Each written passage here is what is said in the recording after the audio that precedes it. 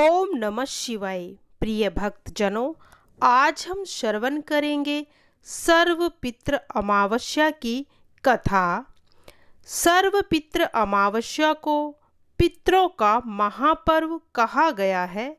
यह तिथि केवल वंशज का कर्तव्य ही नहीं, बल्कि भक्ति और कृतज्ञता का उत्सव है, जिसमें हम अपने पूर्वजों को प्रणाम करके उनके आशीर्वाद को प्राप्त करते हैं और उनके आशीर्वाद से अपने जीवन में दिव्यता और प्रकाश को भर लेते हैं।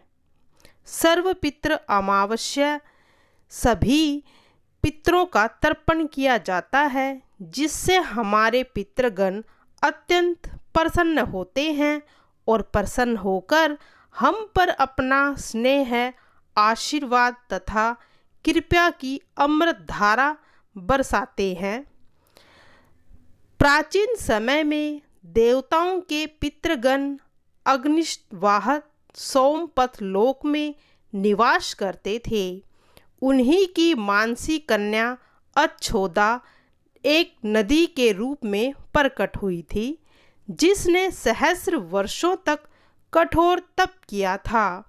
तपस्या से प्रसन्न होकर अश्विनी मास की अमावस्या को पितृगण अग्निस्वात, बृहस्पति और अमावसु उसके सम्मुख प्रकट हुए और बोले, हे पुत्री, हम प्रसन्न हैं, जो चाहे वर मांगो। परंतु अच्छोदा का मन भक्ति में न लगकर तेजस्वी अमावसु की ओर आकृष्ट हो गया। वह उन्हें अपलक निहारती रही। पितरों ने बार बार वर मांगने को कहा तो अच्छोदा बोली, हे भगवान, यदि आप मुझे वरदान देना चाहते हैं तो मैं अभी आपके साथ रमण करना चाहती हूँ। यह सुनकर पितृगण क्रोधित हुए और बोले, तुम पतित होकर पितृलोक से पृथ्वी लोक जाओगी और मछली के रूप में जन्म लोगी। यह श्राप सुनकर अच्छोदा उनके चरणों में गिरकर रोने लगी। तब पितरों ने दया कर उनसे कहा, तुम महर्षि पराशर की पत्नी बनोगी और उनके गर्भ से भगवान वेदव्यास जन्म लेंगे। आगे दिव्य वंशों में जन्म लेकर पाप से मुक्त होकर पुनः पितृ लौट आओगी। अभी पितृगणों ने अमावसु के ब्रह्मचर्य और धैर्य की सराहना की और वरदान दिया कि आज की अमावस्या अमावसु के नाम से प्रसिद्ध होगी।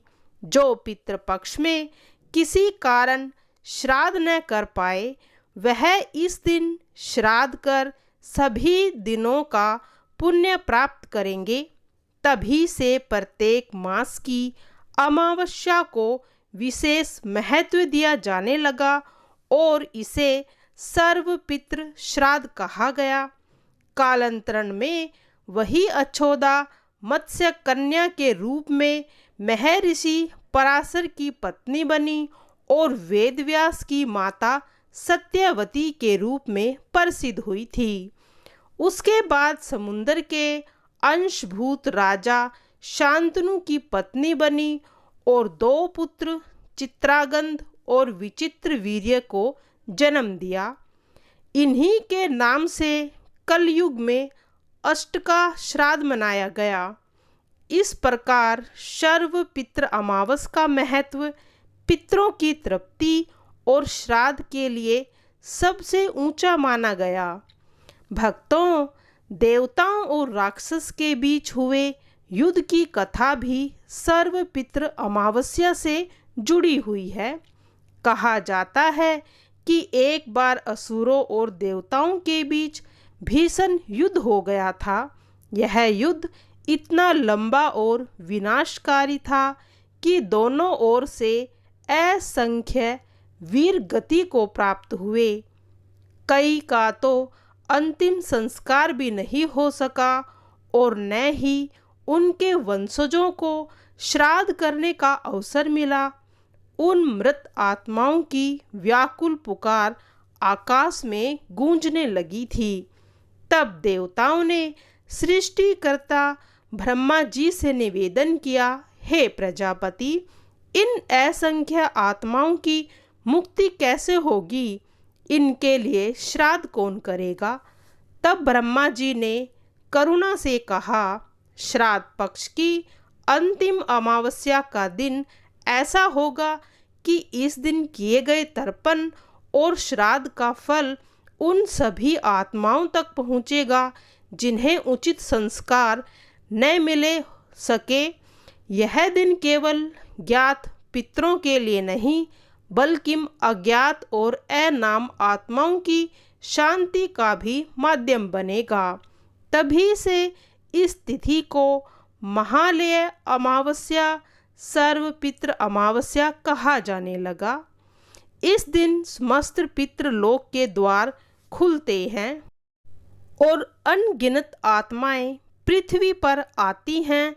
श्रद्धालुओं द्वारा अर्पित अन्न, जल, तिल और पिंड दान को स्वीकार करती हैं और संतुष्ट होकर अपने वंशजों को आशीर्वाद देकर लौट जाती हैं। इसीलिए कहा गया है कि यदि किसी कारण पूरे पितृपक्ष में श्राद्ध न हो पाए तो इस दिन किया गया श्राद्ध समस्त पितरों को तृप्त कर देता है और यह दिन पितरों की मोक्ष प्राप्ति और कुल की समृद्धि का महान अवसर होता है। पितृपक्ष की एक कथा और भी जुड़ी हुई है कि महाभारत युद्ध के पश्चात जब कर्ण दिव्य लोक पहुंचा तो उसने देखा कि स्वर्ग में उसे स्वर्ण और रत्नों का भोजन तो मिल रहा है, किंतु अन्न और जल का तो अभाव ही है। तब उसने इंद्र से पूछा कि ऐसा क्यों है इंद्र, जबकि उसने जीवन भर दान किया था। तब इंद्र ने कहा कि हे कर्ण, तुमने सोना, घोड़े, भूमि सब कुछ दान किया, लेकिन कभी पितरों के नाम से अन्न और जल का श्राद्ध नहीं किया था। इसी कारण तुम्हारे पितृ भूखे हैं।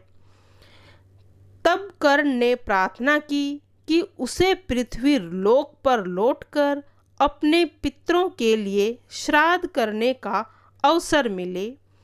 इंद्र ने उसे अनुमति दी और कहा कि श्राद्ध पक्ष की अंतिम अमावस्या का दिन ऐसा होगा कि जो भी अपने पितरों की तिथि भूल गया हो या नहीं जानता हो, वह उस दिन श्राद्ध करे और सभी पितरों का तर्पण करे।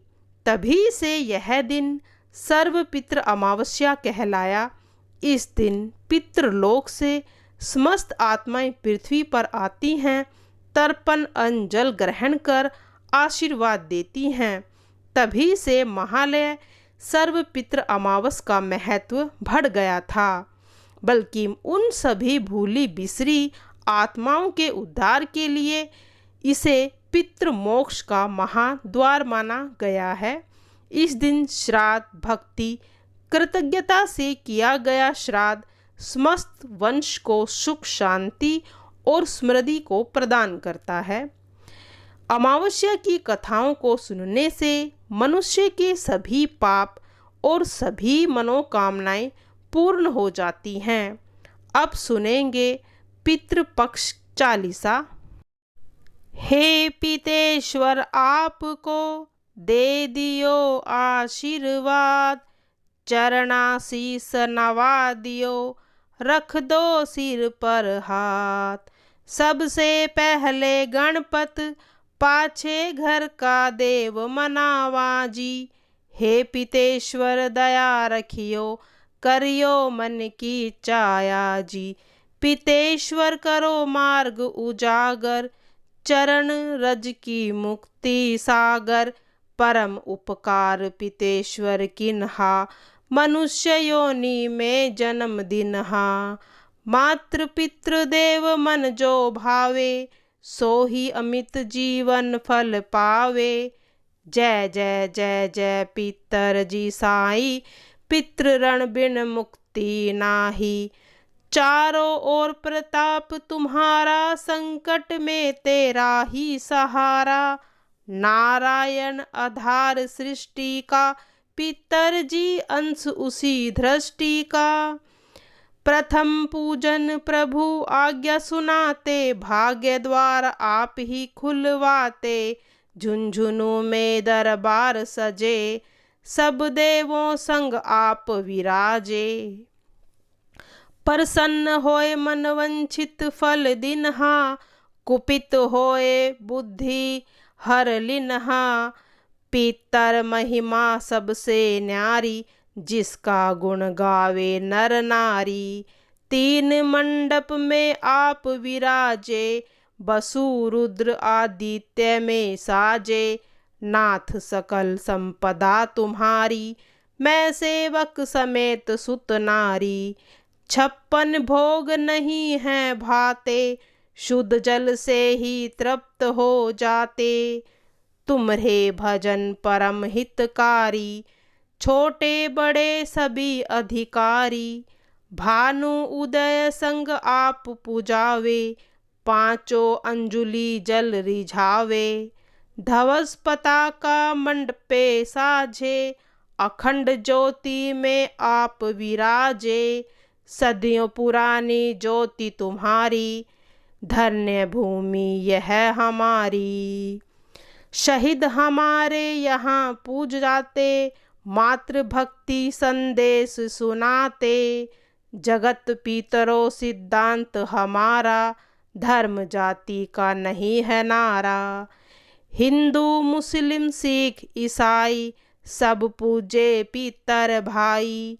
हिंदू वंश वृक्ष है हमारा, जान से ज्यादा हमको प्यारा। गंगा ये मरु प्रदेश की, पितृ तर्पण अनिवार्य प्रवेश की।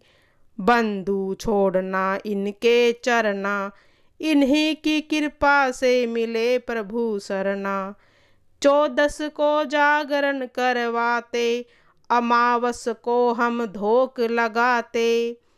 जाते जड़ूला सभी मनाते, नंदी मुख श्राद्ध सभी करवाते। धन्य जन्मभूमि का वो फूल है, जिसे पितृमंडल की मिली धूल है। श्री पितर जी की भक्ति हितकारी, सुन लीजिए प्रभु अचरज हमारी। निसी दिन ध्यान धरे जो कोई, तासम भक्त और नहीं होई। तुम अनाथ के नाथ सहाई, दीनन के तुम सदा सहाई। चारिक वेद प्रभु के साखी, तुम भगतन की लज्जा राखी। नाम तुम्हारो लेत जो कोई, तासम धन्य और नाही कोई। सिद्धि तुम्हारी सब मंगलहारी, जो तुम पे जावे बलहारी। जो चरण तुम्हारे चितलावे, ताकि मुक्ति अवसी हो जावे। सत्य भजन तुम्हारो जो गावे, सो निश्चय फल पावे। तुम ही देव कुल देव हमारे, तुम ही गुरुदेव प्राण से प्यारे। सत्य आस मन में जो होई, मनोवांछित फल पावे सो होई। तुमरी महिमा बुद्धि बढ़ाई, शेष सरहस मुख न जास गई। मैं अति दिन मलिन दुख हारी, करहूँ कौन विधि विनय तुम्हारी। अब पितर जी दया दीन पर कीजे, अपनी भक्ति शक्ति कुछ दीजे। पितरों को स्थान दो, तीर्थों को स्वम ग्राम। श्रद्धा सुमन चढ़े वहाँ, पूरन हो सब काम। झुनझुन धाम विराजे है, पितर हमारे महान। दर्शन से जीवन सफल हो, पूजे सकल जहान। जीवन सफल जो चाहिए, चले झुंझुनू दान। पितर चरण की धूल ले, हो जावे जीवन सफल महान। जय पितर पितर देवा।